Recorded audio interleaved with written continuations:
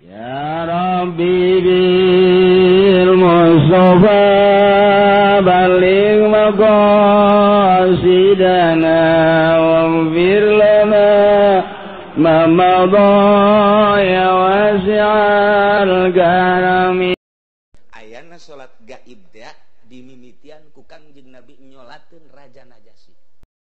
Billahi minasyaitonir rajim.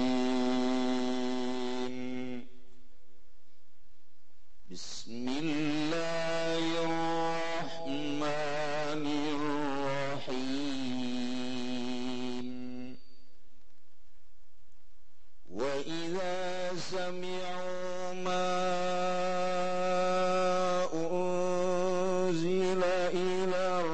Rasuli tara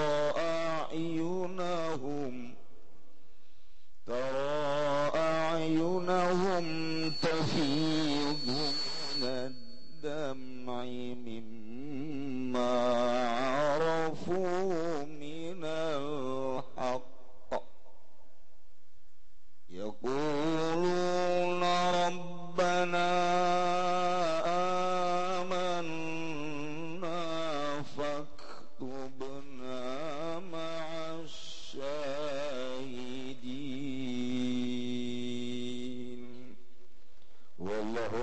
bimuradihi wa idza sami'u lan tadlangaru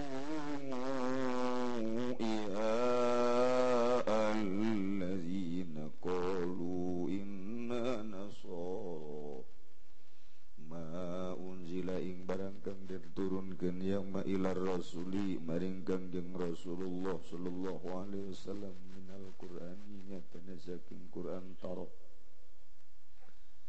kebakal ningali sirahum pirang-pirang mitrani alladzina tafidu alai mucur atau amin ya ayun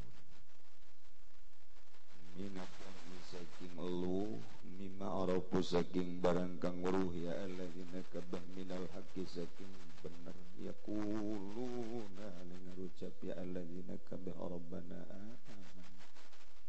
Rabbana pangeran ingsun sadaya amanna ngimankeun ingsun sadaya sadaqana binabika wa kitabika tegese ngabenerkeun ingsun sadaya kalawan nabi Tuhan lan kitab Tuhan faktubna masyahidin maka muga nyata Tuhan ingsun sadaya sumertane wong kang nyaksani kabeh al muqarrabin mukirina kana ku kabeh tasdikihima kalawan benerkeun karone nabi kalan kitab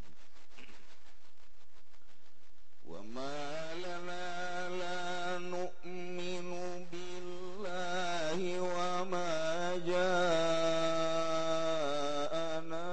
minal haqqi wa tama'u ayyudkhilana rabbuna ونطمع أن يدخلنا ربنا مع القوم الصالحين الله أعلم بمراد وقالوا لن ngucap ya alladzina fi jawabi man ayyarahum bil Islam dalam ngajawaban wong kang wiwirang yaman huming alladzina kalawan Islam minal yahudi nyatan Yahudi ngucap-ngucap ing lapan malana lan mu'minu billah uti apa suwiji-wiji ku tetep kada ingsun sadaya hal orang imankeun ingsun sadaya ing Allah lan barang kang teu kaya manang ingsun sadaya minal haqqi saking benar Al-Qur'ani tegese Qur'an alamani alana minal iman seorang ngigaiku maujud kada ingsun sadaya saking iman maujudi muqaddadi sumartane anane kang nerapaken ing iman wa nata maulan ngarep-ngarep ingsun sadaya atpun ala nu'minu yaiku dan atapkeun ing atas salapan nu'minu ayudakhilana nyantah manjingaken ingsun sadaya rabbuna sapa pangeran ingsun sadaya aya nu mondok papaneuleuh ka nu teu mondok mapannya nasakumaha keboconge kaum sholihin sumber kaum soleh kabeh ini kumaha tak nu mondok mandeuleu ka Quran suntek cek ulama kajian teuing teu mondok ge meuli bae kita mah buka jadi dideuleu ke Kiai maca deuleu ulah salah bae tibalik kos jelema sok-sokan maca koran di mobil padahal teu bisa maca tibalik bocahnya aja mobil tibalik tibalik siana nu macana salah nah, Quran mah dibawa bae orang mun ganjaran pan urang waduh di imah pan urang mawa tafsir tinggal pemajikanna bae keom aduh jadi ustad ngadadak salahku kalau bawa omong nafsi bae heula keur kieu mah jadi saudara ai kungsi ngaji mah peduli deuleu kurang waduh ganjaran teh sababaraha macem nya mawa nya neuleu nya maca bareng komo bari dicoret nah hiji utawi teh wadah ngaberatkeun timbangan cukup jangka sorga kunyeunan utawi bae ge wih emang kumaha gitu begitu dek dikanarakakeun utawi nyamber set stop malaikat kula pan saksi lah utawi sago gade perep aja ku dikanarakakeun tuh mantap ge loba saksi lah pokokna guys minggu hareup mah meuli kitab tafsir teu harti jual deui atuh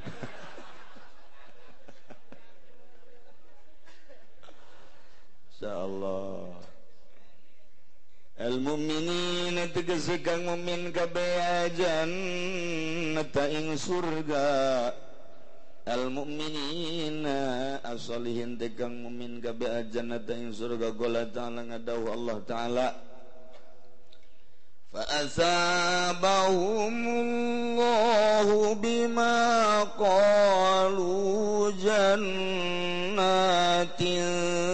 tajri min tahtihal anhar khalidina fiha wa dzalika jazaa'ul muhsinin Allahu a'lamu bimuradi fazabahum maka ngaganjarhum ing alladzina sapa Allah bima qalu kalawan barang kang ngucap ya alladzina kabeh ngaganjar jannatin insa ka surga kang lumaku minta tiaga saking asar-asaring jannat apa al-anhanu pirang-pirang bangawan khalidina fiha kang langgeng kabeh ing dalam jannat wa dzalika lan utawi mangkono jannat jazaa'ul musinin iku walase wong kang gawe beci kabeh bil iman kalawan iman walladzina kafaru wa kazzabu bi ayatina ulaika ashabul jahim lalam bimuradilan utai wong agagang pada kalupur ya ladina kabelan ngagorohkeun ya ladina kabeh kalawan sagaya tingsun sadaya iku ulaika utai mangkono alladzina ashabul jahim iku pirang-pirang kang anduene neraka jahim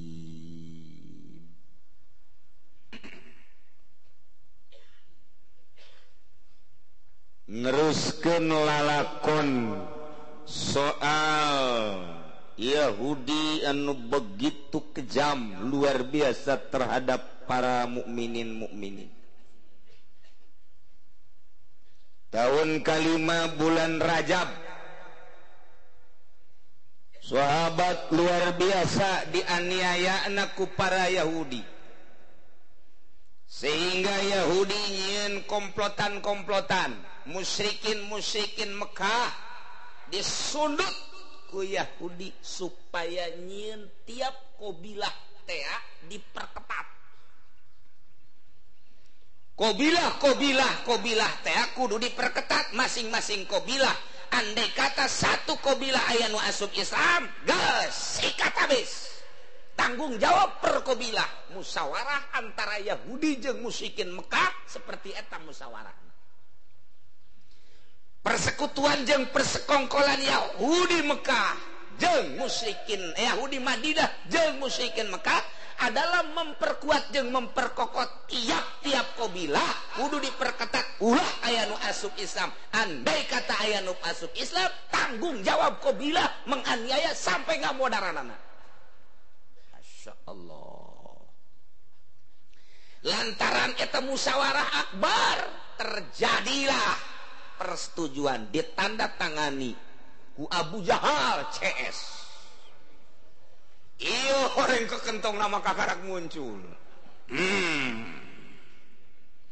Nyana langsung nyaritakeun ke berbagai qabilah. Saudara-saudara seqabilah jeung saudara-saudara seagama musyrikin. Waduh. Masing-masing qabilah telah disepakati harus bertanggung jawab apabila ada di satu qabilah seseorang yang masuk Islam, harus tanggung jawab untuk menganiaya sampai membunuhnya. Apabila dilaksanakan selamat, tidak dilaksanakan qabilah itu nanti akan dipanggil dan dicaci maki di depan masyarakat banyak. Wah, kok jadi Malayu sih?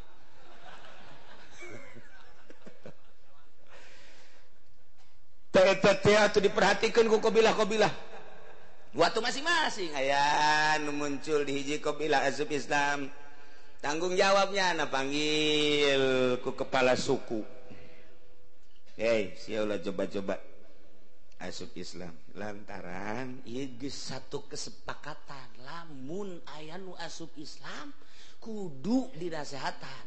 Sen heula, mun teu bisa aniaya, mun teu bisa dibunuh. Ieu mah sakadar kami mah sieun ka luluhur urang. Kapten urang, jenderal urang, Sayyid Abu Jahal. Sayyid teh kepala. Hormati Abu Jahal teh eueuh deui pang hebatna. Di tengah hormat ka Abu Jahal deuk saha deui urang? Waduh. Wayahna Abu Jahal teh kudu dihormat ku urang, sesepuh urang pang. Ciga deui. Waduh, lantaran geus bagus imanna teh tetep bae nyana iman. Mulai tampilingan dicaci, dibagi diciduha, diantepkeun sapoe, kemudian isukna ditanya deui diseret, datang ka aya nu dibunuhna sagala. Perqabilah aya deui nu asup Islam kitu keneh. Perqabilah aya luar biasa, ternyata Islam diunggal qabilah geus aya. Waktu penganiayaan tiap-tiap qabilah terjadi rame. Kadenge ku sahabat, ku mukminin, aduh urang can kuat lantaran terlalu berat jeung terlalu banyak penyiksaan jeung komplotan manehanana. Ku ayeuna sakitu urang tetep maning menghindar bae. Ieu urang menghindar disebut hijrah awal ka Habsyah. Di negeri Habsyah, Abyssinia ngaranna mun kuari mah aya seorang raja ngarannya Raja Negus. Nah ialah raja anu adil cek Kangjeng Nabi, raja anu jujur. Setiap jelema nu datang ka nagaranya nah ieu kunyana selalu diperhatikan. Jung berangkat ka ditu, berangkatlah untuk menyelamatkan agama 15 jelema. Hijrah pertama ieu tahun 5 tahun setelah Kangjeng Nabi diutus. Anyar keneh Islam teh kos kieu peurihna. Saha nu pertama hijrah? Hiji Sidina Utsman bin Affan beserta istri putri Kangjeng Rasul nu ngaran Ruqayyah. Kadua Abu Salamah beserta istri Ummu Salamah. Katilu Abu Sabrah beserta istri Ummu Kulsum. Nomor kaopat Amir bin Rubai'ah beserta istri Siti Laila. Nomor kelima Abu Huzaifah bin Za'mah beserta istri Sahlah. Di 10 tah 5 jeung pemajikan anak. 11 Abdurrahman bin Auf, 12 Utsman bin Maz'un, 13 Mus'ab bin Umair, 14 Sahal bin Bayda, 15 Zubair ibnul Awam. berangkat melalui pantai utara. Didinya aya parahu, disewa parahu untuk menyeberang ke daerah negara Abisinia. Langsung berangkat, salamet datang tadi itu, mohon ke kepala suku di negara Abisinia untuk nyilip, can ditanya, can ditakonnya, nyalametkeun lantaran ieu jelema gede kabeh.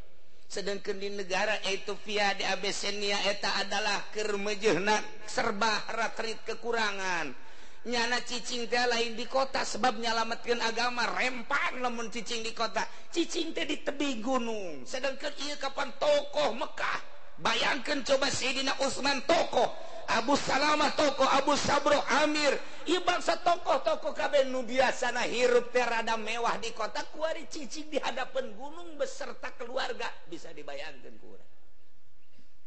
Aduh, saaya-aya hirup, tapi nyana nyalametkeun agama.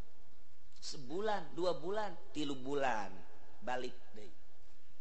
Teu kuat lantaran suplean makanan. Di negara eta teu peduli terhadap eta, ngan sakadar aman doang. Jeung can dibejakeun ka Raja Negusna bahwa aya serombongan tokoh-tokoh Mekah nyalametkeun, cukup ditopangku di handap doang, minta izin teh ngan saukur datang ka camat doang, mun kuari mah teu datang ka bupati acan. Cicing lah di hadapan gunung hanya 3 bulan, lain teu kuat nanaon, makanan teu aya, roti geus beak, korma geus beak, kacang geus beak. Meuli bebekalan ka kota rada jauh. Musyawarah cek Sayyidina Utsman jeung Abdurrahman bin Auf jeung Utsman bin Maz'un, urang balik bae heula, maksudna ke urang ka dieu deui, urang neangan jelema nu loba, abeh urang ngatur strategi ngeunaheun, jang paranti ka pasar aya, jang paranti ngalacai aya. Nah, urang utar atur, yuk balik heula setelah 3 bulan. Ternyata begitu balik beuki parah di kota Mekah teh, pemboikotan tentang perekonomian. Lamun aya nu meulina mukmin, wah diladenan. Lamun ngaladenan pembeli mukmin, dianiaya nu ngajualna. Ieu datang ke kos kitu ieu lain lalakon di Mekah teh emang kumaha. Lamun kanyawan perkobilah teh aya nu asup Islam, laporan ka kepala suku. Sanggeus laporan ka kepala suku, saha pedagang di dinya di kobilah eta. Lamun aya nu meuli ka dinya ngaladenan, ieu nu disiksa, teu meunang dibere balanja acan. Ya Allah ya Rabbi. Otomatis mukminin menghindar atuh kieu mah. Sanajan campur baur ge balanja teu meunang, nanya teu bisa, nu aya penganiayaan, geus sabaraha nu korban. Geus puguh anu buarangep mah beungeut geus loba jasa, anu leungit dipiceun dah geus loba jasa. Nah ieu nyalametkeun di Syib ngaranna tah. Syib teh nu kuari daerah Syibul Amir, Syib Amir belah dinya eta tah daerah muslim. Mun urang kungsi ka Mekah mah tah Syibul Amir eta teh di dinya. Syib Amir, urang lembur mah nyebutna Syib Amir. Geus bae di mana berkat tempat Syib Amir. Geus teu nyawa kaler kidul bukan Syib Amir. Eta tempat mukminin baheula di dinya. Anu geus ka Mekah mah rada lemeng-lemeng di mana Syib Amir teh nyaho. Di dieu Maulid Nabi lewat lurus tah eta ngaranna Syib Amir di dieu. Lamun belah dieu ieu Falag tah. Di dieu pasar panon kitu ngaranna pasar seng baheula mah ieu ka dieu naik ieu Falag. Ieu Falag Godim. Turun ka dieu saeutik Falag Jadid ngaranna. Mun lurus ka dieu Mispalah ngaranna tah. Mun naik ka ditu ka jurusan kerajaan Ziyad Sud ngaranna. Teuh gitu. Sekali-kali ulin atuh ka ditu. Ya keur nyaritakeun Mekah we mana tempat Syekh Nawawi kanyahoan ku urang di mana baheula Syekh Nawawi ayana nyaho. Aya dina sejarahna. Ieu kuari Syibul Amir tadi dinya tempat Kangjeng Nabi. Eta teh gunung leutik baheula. Kuari ge masih gunung keneh kamari ieu mah masih gunung keneh tahun 90 genep masih gunung. Tah begitu tahun ti 9 genep di papasan jadilah hotel-hotel di atas gunung atas bukit. Kuari masih rada ngabukit. Pan aya Mekah mah wadi. Baitullah mah wadi teh hartina lembah terendah. Di dieu luhur gunung ieu ka handap. Ti dieu gunung di ka handap kitu. ieu Baitullah. Jadi lamun hujan teh caina kadinya banjir. Ieu gunung. Baitullah ayeuna di handap. Tak kos kitu tah bayangan teh.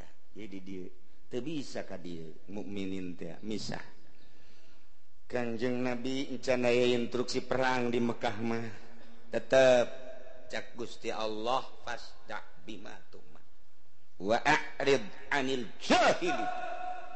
Saat keur mejeunah rid tugas Kanjeng Nabi malah kudu ngajaharkeun dakwah Muhammad ulah sieun-sieun ku ari tetep bejakeun ka tauhidan teh bejakeun sampaikan karisalahan teh pangeran teh hiji nu ngadamel langit jeung bumi sampaikan bahwa anjeun teh sebagai rasul Allah. Kanjeng Nabi tetap nyampaikan di mana baik ku ari nu tadina ti imah ka imah bebeunanganna hanya setik begitu Kanjeng Nabi pasta bima tumar luar biasa dukungan teh malah nu paling istimewa di tahun eta lah jawara bolongkotan nu tadina menganiaya adina sorangan Sayyidina Umar asup Islam. Kanjeng Nabi ngadoa Gusti ampun abdi ieu dakwah titah kenceng saha pendukungna Gusti ngan Gusti anu maha uninga Allahumma a'izzal Islam Gusti bi Umaro cak Kanjeng Nabi abdi nyuhunkeun keagungan Islam ku Umar sebab Umar teh jawara Sayyidina Umar teh lain lalagaan nya nama lamun nampiling kelenger lamun nampiling jelema teh kelenger geus pokona mah cak bayangan Kanjeng Nabi lamun Sayyidina Umar ieu asup Islam mantep asana ieu geus pokona mah istimewa asana Islam. Kanjeng Nabi ngicelak bae ngadoa ka Gusti Allah hayang sedangkan Sayyidina Umar keur mejeunah nya teu nyaho kalar kidul mabok aya di nyana judi aya di nyana leungeun ge geus teu kecekal ku sorana leungeun ieu pepeuteyanana alah jawara di urang mah meureunna anu nya dipotongkeun doang meureun dipotongkeun ku Sayyidina Umar mah hareunges jasa Sayyidina Umar kumis dake kumisna Sayyidina Umar mah ti dieu ka dieu dicaritakeun ku ahli tafsir ti dieu lempeng ka dieu belot ka dieu. Jadi kurang bisa dibayangkeun pohara jasa teh Sayyidina Umar anu di pasar kemis mah durik kitu kan tah Umaran tah mah gede liang irung teu kada liang irung sakitu gede teh kada kumis Sayyidina Umar teh tadi lempeng gede di dieu ka dieu eta Sayyidina Umar eta ieu dicaritakeun dina tafsir di dieu godegan gadis sionggot datang ka dada ka dieu matana bureulek hideung irungna gede kulitna hideung teh lain hideung datang carang eta teh hideung Arab teh hideung Arab carang seuri pada tuh jawara sering-sering mah jore jawara tapi sering-sering hehe jauh tuh ome budak atuh jawara tuh anu liwat teh nyahoeun di luar teh naon cenah teh itu kebayang kurang pohara jasa Sayyidina Umar teh kos kitu masyaallah hiji kumisna gede mulintang kadua jenggotna sempong katilu dedeg pangadegna jangkung luhur nomor kaopatna sregep hideung jeung carang seuri Sayyidina Umar mah mun aya nu liwat cukup bae eta Umar asana eueuh lantaran Abu Jahal kan nu paling pake kasihan teh Sayyidina Umar. Abu Jahal geus ngomong, aduh ulah bae Umar asup Islam teh. Aing lamun Umar asup Islam, aduh. Aing ge kanyana mah rada geum. Permainan mah sarua jeung aing. Cuman jotosan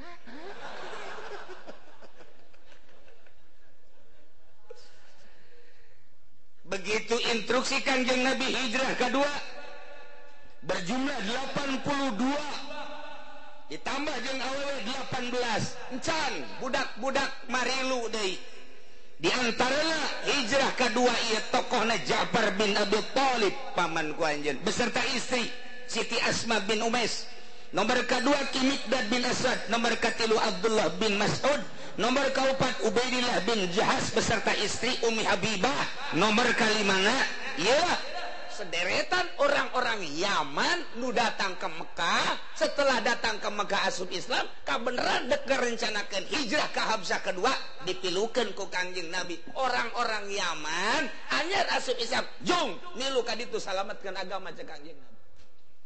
Berangkatlah ka ditu salah sahiji dulur dari Sayyidina Umar milu. Dek mana sih?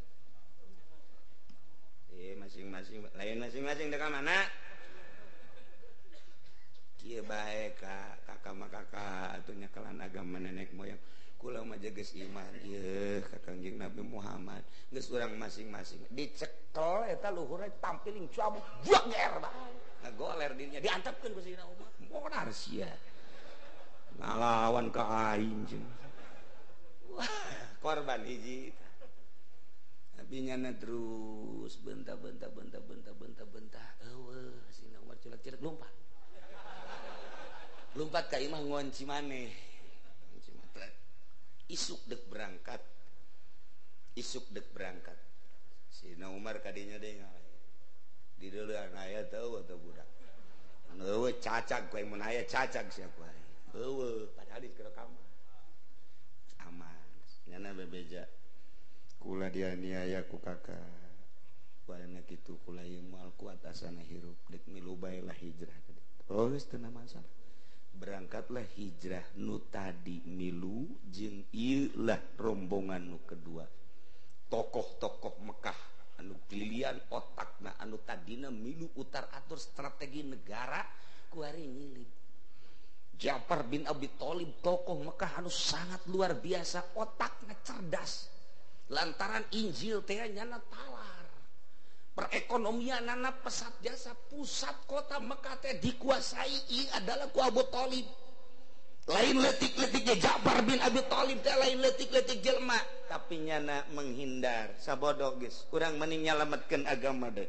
dua Mikdad strategis Mekah teh urusan pertahanan Mekah teh ketika nyalana hiji jeung Abu Jahal jeung tokoh Quraisy Mikdad ieu paling jajaran depannya paling ditakuti ku musuh-musuh ketika aya huru-hara lantaran nyana adalah sebagai panglima Mikdad ge mengasingkan diri sarua bae nomor katilu Abdullah bin Mas'ud sebagai pengusaha terbesar saat eta Abdullah bin Mas'ud teh mun aya nanaon jelema mohonna ka manehanana nyanalah anu ngembangkeun perekonomian di kota Mekah lantaran nyana nyalametkeun agama ditinggalkeun Mekah bayangkeun ku urang-urang kakarak boga beca bae ge wari geus teu bisa ninggalkeun imah-imah acan dek ka mana mah aje ngaji ka Cilongok ieu urang ngaji ieu ngabeca ieu riweuh ieu pelekna bengkok ieu teu bisa nyalametkeun agama ku bengkok beca aja deuleu Abdullah bin Mas'ud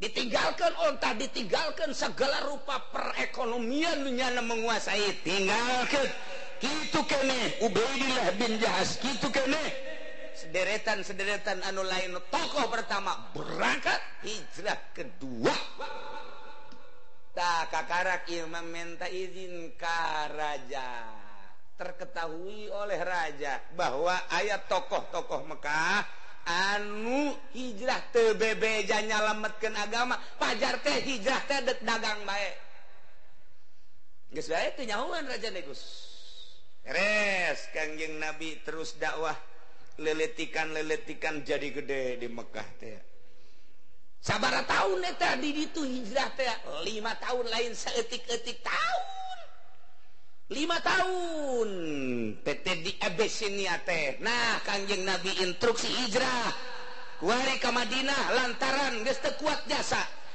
tahunan eta pan Sayyidina Umar asup Islam mulai rada buka dada Kangjeng Nabi asal ngomong Islam di tukang geus aya Sayyidina Umar. Sayyidina Umar dipanggil ku Abu Jahal. Umar, lalakon ieu kunaon kok bisa jadi asup Islam ge? Cek Sayyidina Umar teh sakumaha ka nyaho kula ieu encan aya ayat-ayat anu dibacakeun haju ngerteg hate. Kula dibacakeun Taurat, dibacakeun Injil biasa-biasa bae, tapi begitu dibacakeun Quran, Masya Allah. Cek Sayyidina Umar ieu mah lain lalagaan. Kula dibacakeun Toha asana nyeresep kana hate. Dibacakeun deui surat Maryam nyeresep ka jero hate, dibacakeun deui Yasin nyeresep mentakah kula mandeg asup Islam bae kajen ku umat. Tapi awas ya, urang ulah perang. Tapi bisa cek Sidina Umar. Waya perang-perang wae. Antara eleh jeung menang pokona mah mun di dieu menang di dieu eleh. Mun dieu eleh di dieu menang. Pon kitu amat. Sidina Umar jawara mah kitu bae di mamana ge ngomongna. Kitu bae jawara mah. Mulai kadenge Sidina Umar asup Islam harus luar biasa. Tadina Sidina Umar teh langsung datang ka Kangjeng Nabi. Kangjeng Nabi keur mejeun jeung sahabat. Muhammad, ya Rasulullah, Umar datang ka ajeun ente. Sedengkeun ieu pang geus dikieu-kieu bae tah pedang. Cek sahabat teh, ya Rasulullah menghindar bae Umar antep. Antep beuki datang, beuki deukeut, datang di hareup kitu. Kangjeng Nabi di dieu. Sahabat kabeh asana ieu mah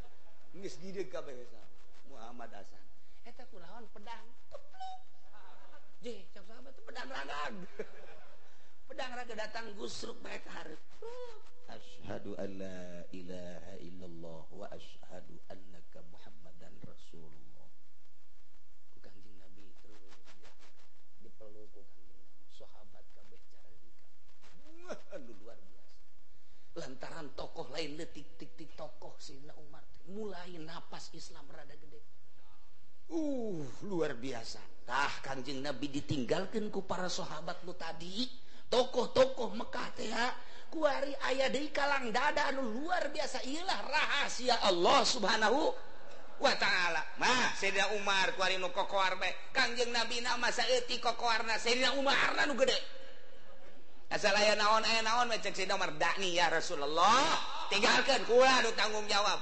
beheung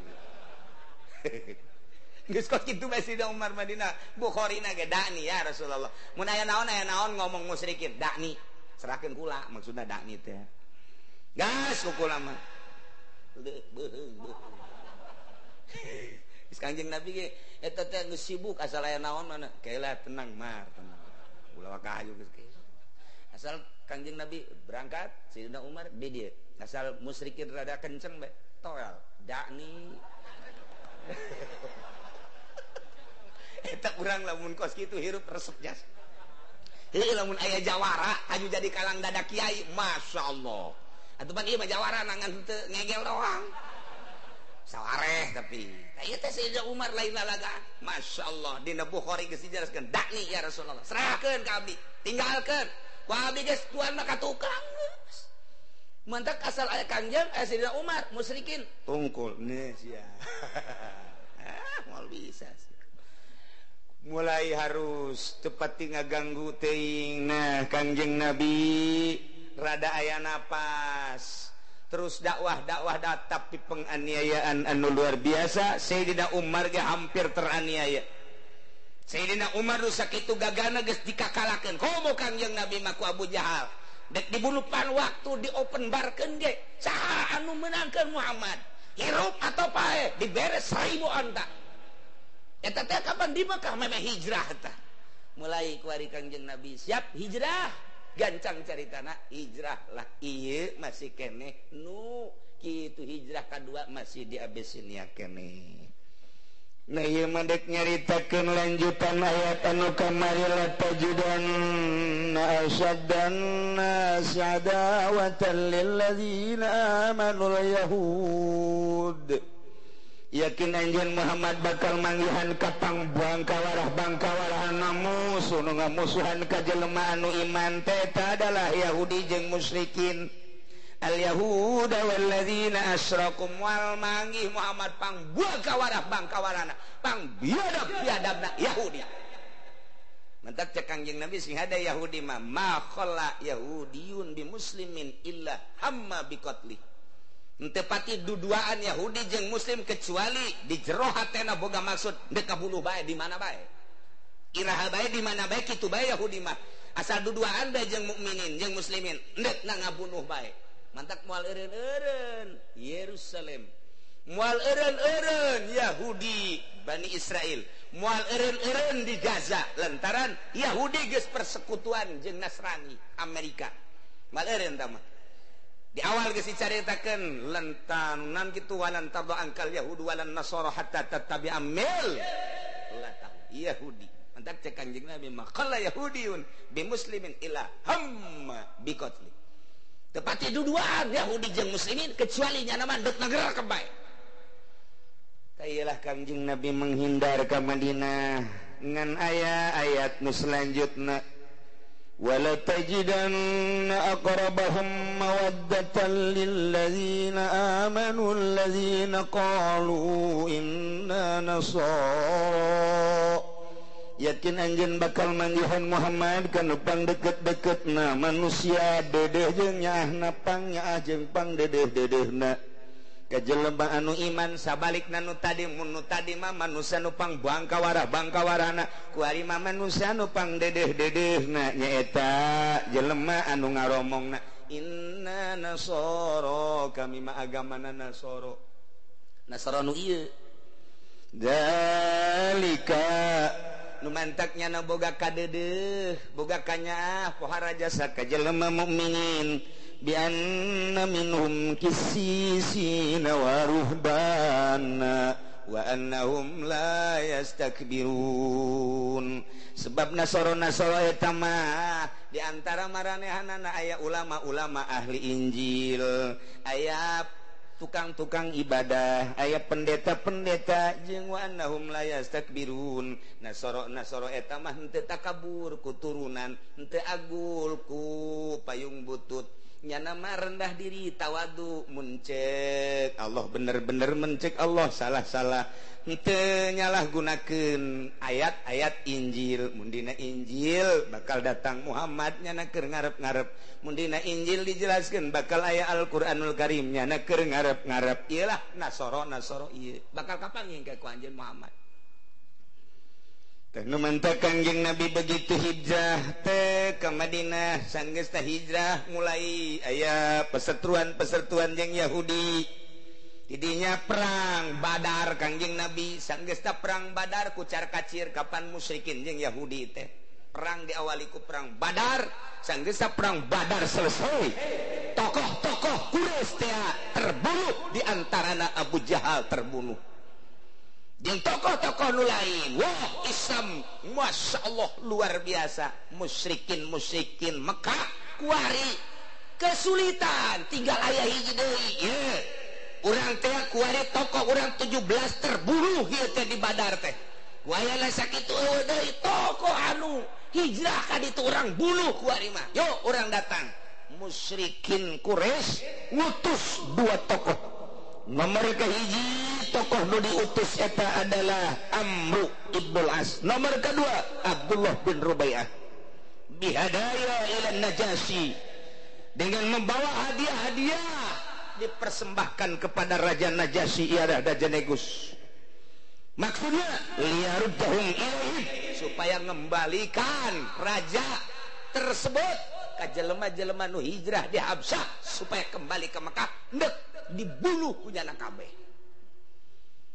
ialah rencana jujore jasa musyrikin langsung datang ke negara Habsyi sehingga langsung datang ke negara Habsyi nyana mawa hadiah anu luar biasa lobana maksudna supaya ditanggapi datang nyana ke negara Habsyi langsung berhadapan dengan raja sebab ieu mah tokoh anu luar biasa sanggeusna datang ka ditu ka raja nyana bebeja wahai Raja Habsyah dengan segala hormat saya datang dari negeri Mekah untuk memberitahukan kejadian-kejadian yang unik luar biasa dan mengerikan supaya anda tahu bahwa qad kharajna fina rajulun safahu quli Quraisy di Mekah aya hiji budak ngora otakna tolol otakna goblok nu ngaran Muhammad nyana geus hijrah ku ari ka Madinah sanggeus sakitu nyana nyeun huru-hara terus selama di Mekah ge acak-acakan kota Mekah ku ari teh agama urang diacak-acak ku nyana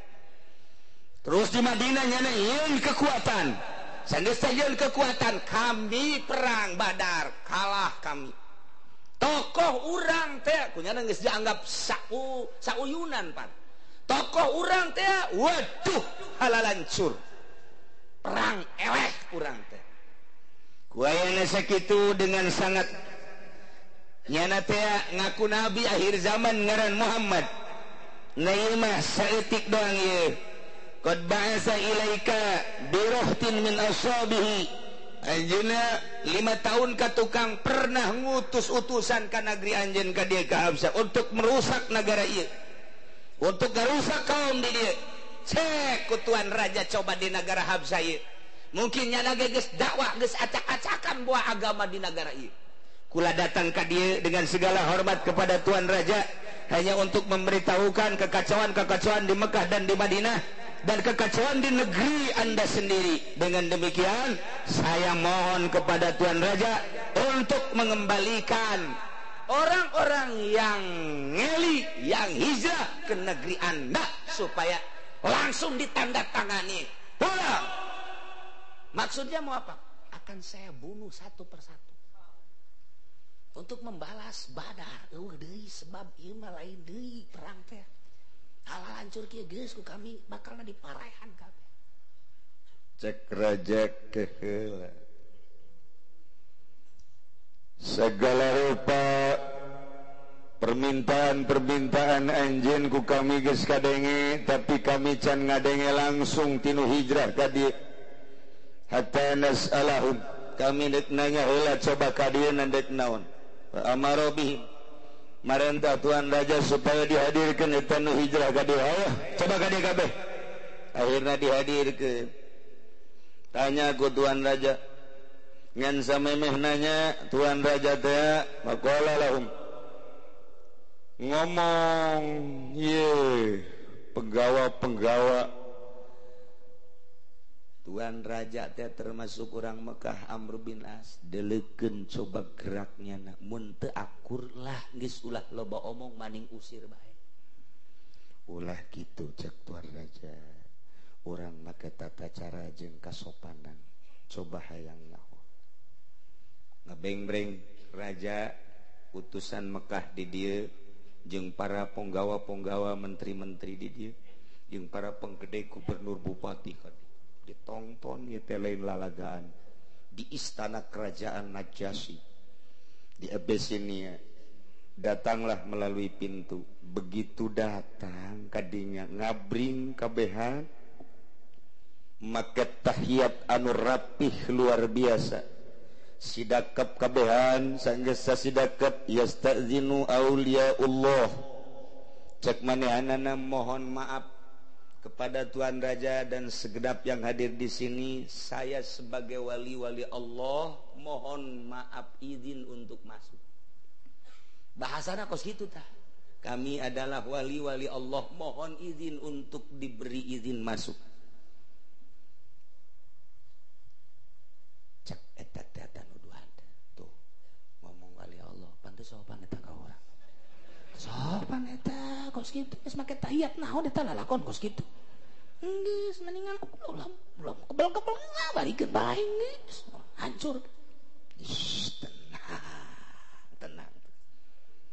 Cek tuan raja izadu lahum izinan dengan kumaha bae caranya na bertahiyat bertata krama silahkan.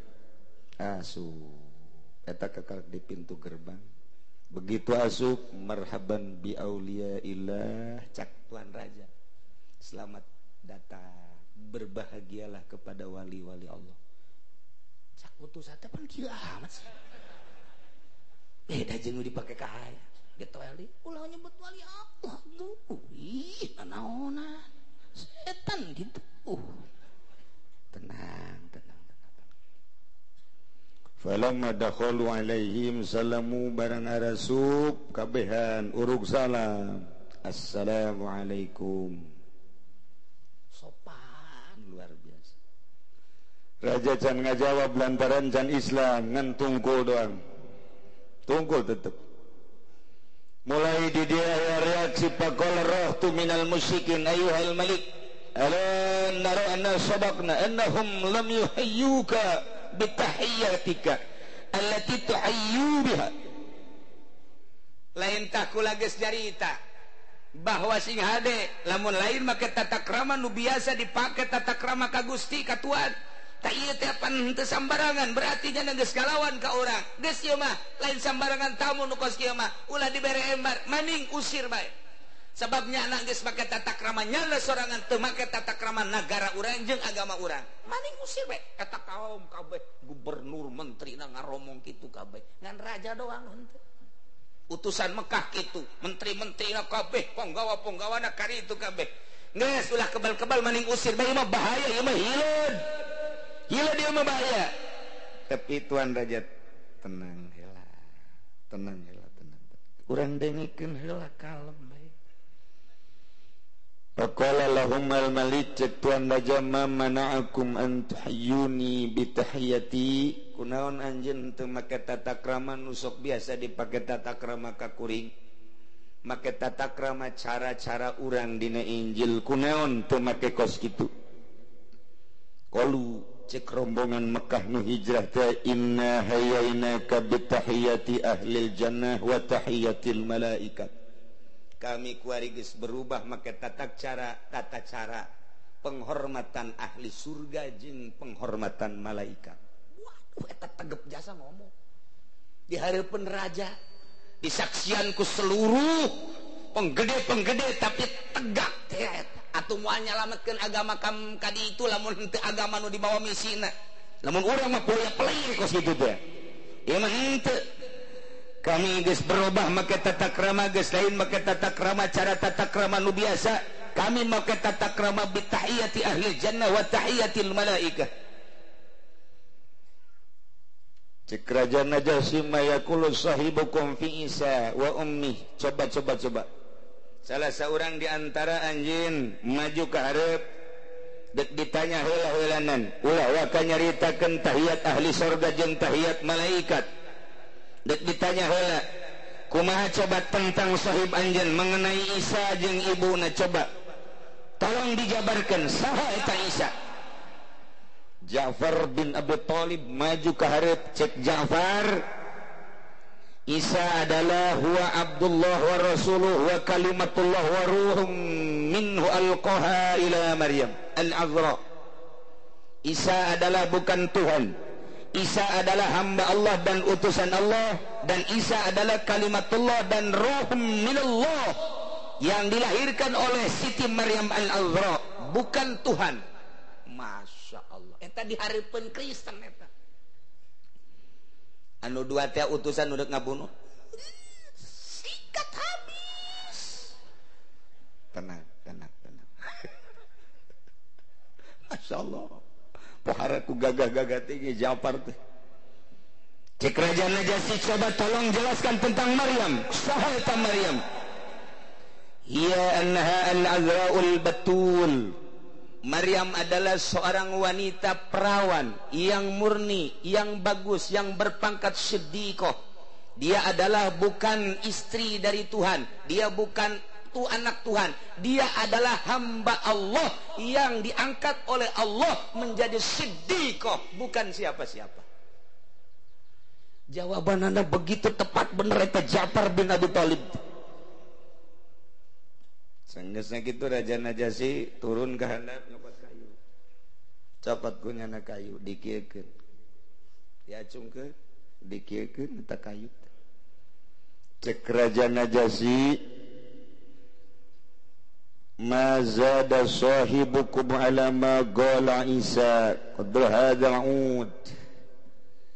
Teleuwih nanaon Isa nu kumaneh dianggap pangeran-pangeran teangan sakadar seperti kayu ieu. Sarua bae Isa makhluk, kayu ieu ge makhluk. Jelema nu ngucapkeun di hareup nu bernama Ja'far bin Abi Thalib nyaritakeun tentang Isa dan Maryam persis sakumaha nu aya dina kitab Injil, teu leuwih teu kurang. Berarti bener ieu jelema. Kabeh larang tuh. Ko raja kieu amat ieu. Waduh. akhirna pakarihal musyrikun kabeh benu musyrikin karena ucapan Tuan Raja wa taghayyarat wujuhum berubah kabeh borem hampir nyerang ka Tuan Raja. Tenang cek Tuan Raja. Urang teh kuari kieu sportif. Naon anu aya dina kitab Injil jelaskeun, bener cek Injil bener berarti salah cek Injil salah. Dina Injil dijelaskan bahwa engke bakal aya nabi akhir zaman anu ngaranna eta adalah Muhammad. Ja'far geus ngajelaskeun. Sifatan-sifatan Muhammad Ja'far geus ngajelaskeun. Tentang keberadaan Isa adalah Abdullah wa Ruhullah Ja'far geus ngajelaskeun. Tentang Siti Maryam hanya seorang wanita perawan yang kemudian diberi oleh Allah siddiqah, kemudian punya anak yang bernama Isa. Dia menjelaskan, Injil menjelaskan seperti itu. Kenapa kamu mengada-ada? Karungkul deui kabeh ngaranna raja atuh. Kalem heulanan. Ulah sok memaksakeun diri. Ulah sok memaksakeun diri. Cek Tuan Raja Iqra'u, coba bacakeun sababaraha ayat anu mengenai tentang keberadaan Muhammad. Ja'far bin Abi Thalib langsung ke hareup macakeun Al-Qur'an surat Maryam. Dibacakeun ku Ja'far, sanggeus tadi dibacakeun ku Ja'far careuri kabehan, terutama Tuan Raja.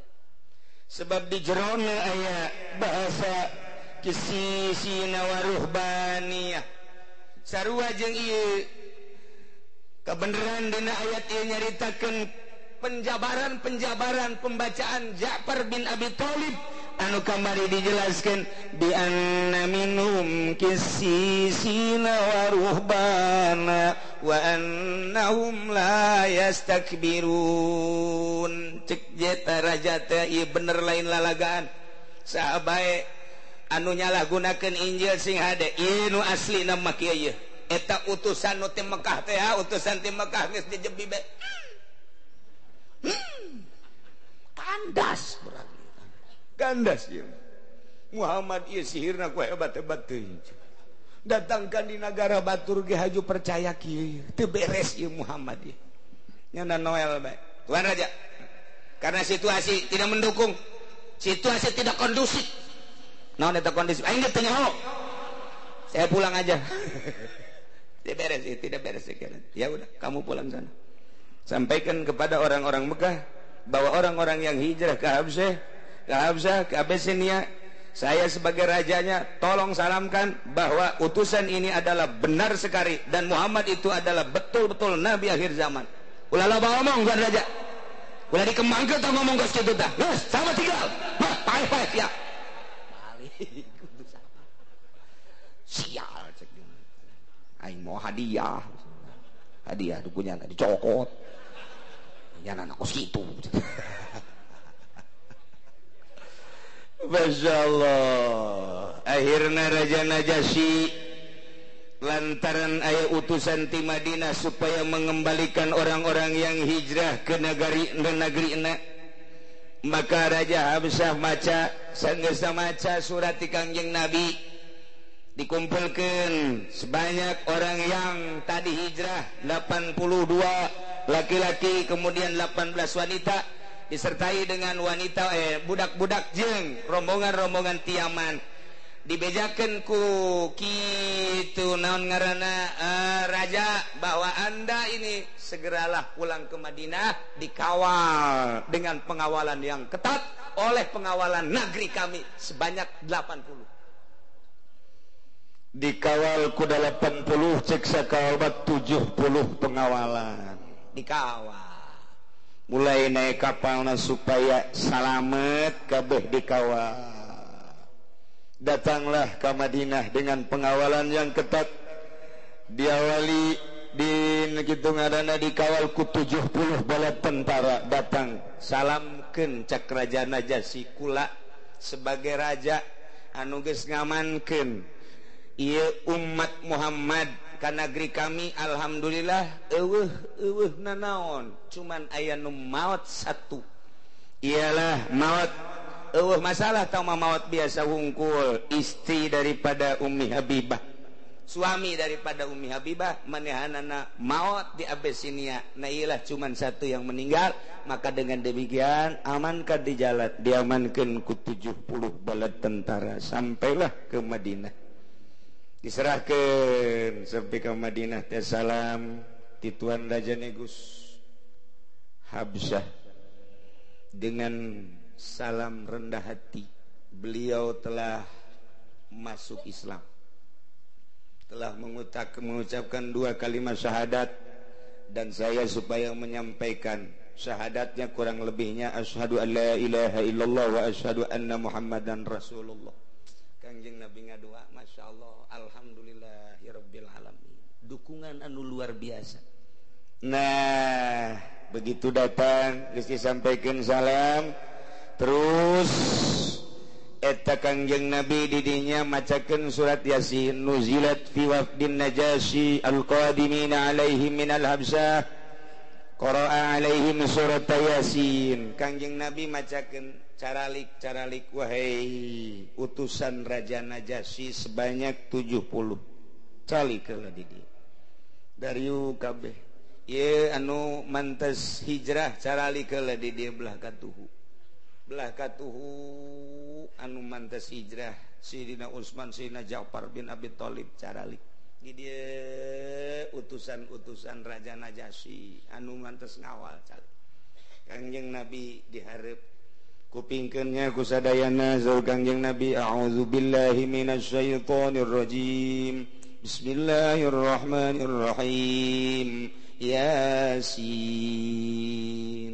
wal qur'anil hakim innaka laminal mursalin ala siratim mustaqim tanzilal azizir rahim litunzira qauman ma unzira aba'uhum fahum ghafilun. Terus datang ka geus careurik kabeh. Iyalah ayat anu dibacakeun ku Kanjeng Nabi ka utusan, sampaikeun ayat eta ka ditu nya engke di mana anjeun parulang. Mantak wa idza sami'u ma unzila ilar rasul tara ayunahum, begitu ngadarenge eta utusan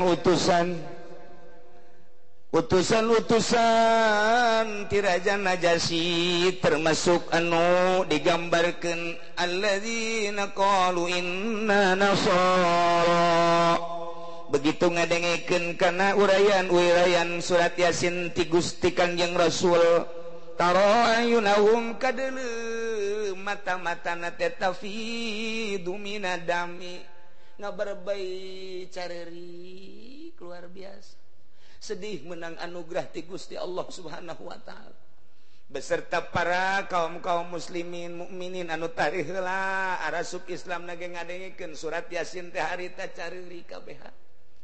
Tafidu minadami mimma arafu minal haqqi, lantaran nyahueun bahwa ieu teh bener. Si kandungan Al-Qur'anul Karim nu dicaritakeun dina kitab Injil teh adalah bener.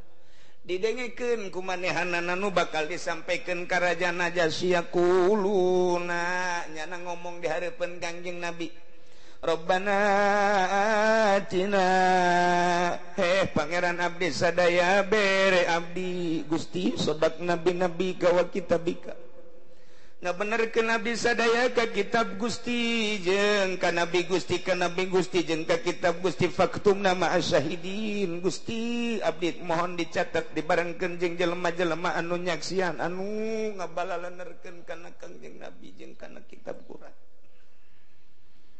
Wa qalu jeung ngaromongan cenah dina ngajawaban jelema-jelema anu nyengserikeun kana Islam. Saat eta rombongan negara Najasyi arasub Islam tadi dipantau ku Yahudi, dipantau ku musikin Mekah. Ai praktek sugan teh mah pemantauan eta teh bakal ngangeunahkeun lantaran dianggapna ku Yahudi teh bakal ngadukung agama Yahudi jeung agama Nasrani, tapi ternyata orenganan mawa misi asup Islam, atuh dijejele, atuh disengserikeun, atuh dianiaya, hampir kena penganiayaan di bait Yahudi.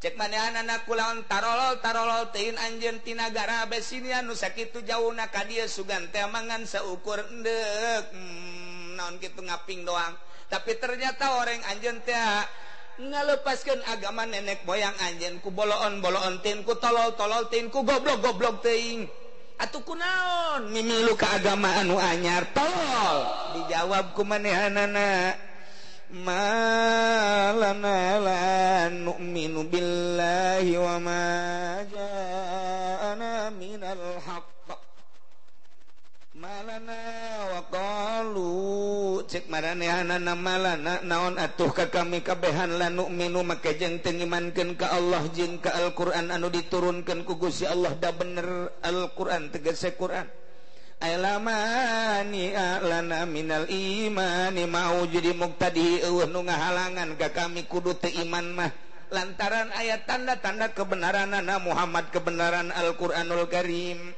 wa natma'u ayyudkhilana rabbuna ma'al qaumis sholihin harapan kami eueuh deui iwalti pangeran kami Gusti Allah teh ngasupkeun ka sorga babarengan jeung jelema nu soleh kabeh pan urang cicing nyekelan agama Injil nyekelan agama Nasrani nyekelan kitab Injil teh pan urang ge hayang ka sorga sedengkeun dina kitab Injil geus dijelaskeun bakal aya nabi akhir zaman ngaranna Muhammad kitabna kitab suci Al-Qur'an lamun bener-bener urang nyekelan kitab Injil hayang ka sorga wani kudu pindah agama ku ari ka agama nu dibawa ku Kangjeng Nabi Muhammad sallallahu alaihi wasallam nah atuh hayang ka sorga make teu daek pindah harapan kami eueuh deui wa natma'u kami ngaharepkeun ayyudkhilana rabbuna Allah pangeran kami ngasupkeun ma'al qaumis sholihin ngasupkeun ka sorga babarengan jeung mukminin dijawab ku Gusti Allah fa asabahumullahu bima qalu jannatin tajri min tahtihal anhar cek Gusti Allah fa asabahumullah maka ngaganjar Gusti Allah mere pahala Gusti Allah ka jelema-jelema eta bima qalu ku ucapan manehanana dibere jannatin tajri min tahtihal anhar yakin dibere surga nu surga teh geus digambarkeun ku indah-indahna tajri min tahtihal anhar henteu gersang surga mah di sisi digigir di luhur di handap cai curcor ka mana-kamana eta kakara gambaran caina doang sebab tina cai bakal sagala rupa jadi indah geus cukup bae heulana ngagambarkeun keindahan surga tajri min tahtihal anhar bari di ditu teh di alam surga teh lain satahun 2 tahun 100 200 tahun horenganna no khalidina fiha saneng di surga nawadzalika eta surga teh jazaul muhsinin babalesna jelema anu nyieun kahadean kabeh iman ka Allah iman ka Kangjeng Rasulullah iman ka kitab Al-Qur'anul Karim balik nyana ka negeri Najasyi disampaikeunlah surat Yasin jeung berbagai pesan ti Kangjeng Nabi balik beuki mantap bae Raja Najasyi maca 2 kalimat syahadat deui ngageleger di nagarana terketahui oleh seluruh negara asyhadu an la ilaha illallah wa asyhadu anna muhammadar rasulullah kacau walau negara di mana-mana mentak begitu Raja Najasyi maot Kangjeng Nabi salat gaib di Madinah sholli ala mayyiti negus an-Najasyi al-gaib Allahu akbar ayana salat gaib teh dimimitian ku Kangjeng Nabi nyolateun Raja Najasyi Masya Allah kumaha jelema nu kalalafir walladzina kafaru ari jelema nu kalalafir mah nu nyekelan Taurat keukeuh nu nyekelan Injil keukeuh agamana terus-terusan Kristen bari tahrif Kristen wa kadzabu bi ayatina jeung ngabohongkeun ka kitab-kitab urang ka ayat-ayat urang ka ayat-ayat Allah ayat-ayat Allah anu agung yakni Al-Qur'anul Karim tah jelema nu kalapir kitu mah ulaika ashabul jahim Yahudi Nasrani Katolik Protestan nu ayeuna eta adalah ulah sabat tadiana deui ulah mang deui ulaika ashabul jahim bakal ngerebek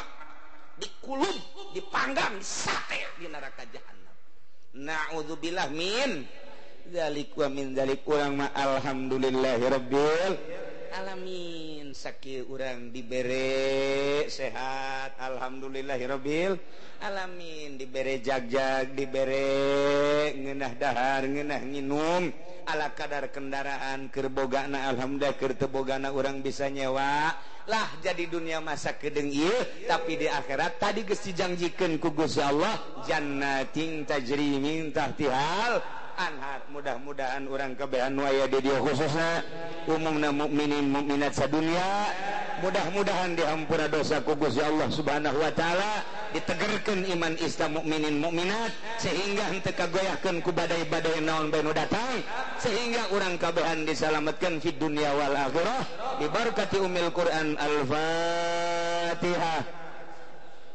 Bismillahirrahmanirrahim. Alhamdulillahirabbil alamin arrahmanir rahim maliki yaumiddin. Iyyaka na'budu wa iyyaka nasta'in. Ihdinas siratal mustaqim. Siratal ladzina an'amta 'alaihim ghairil maghdubi 'alaihim waladdallin. Allahumma shalli wa sallim ala sayyidina Muhammadin fil awwalin wal akhirin wa barik wa sallim. ورضي الله تعالى عن ساداتنا أصحاب سيدنا رسول الله أجمعين. آمين يا الله يا رب العالمين. اللهم أرنا الحق حقا وارزقنا اتباعه وأرنا الباطل باطلا وارزقنا اجتنابه ولا تجعله متشابها علينا فنتبع الهوى. اللهم اهدنا الصراط المستقيم. اللهم اهدنا الصراط المستقيم. اللهم اهدنا الصراط المستقيم صراط الذين أنعمت عليهم من النبيين والصديقين والشهداء والصالحين وحسن أولئك رفيقا. ذلك الفضل من الله وكفى بالله عليما. وصل وسلم على جميع الأنبياء والمرسلين والحمد لله رب العالمين.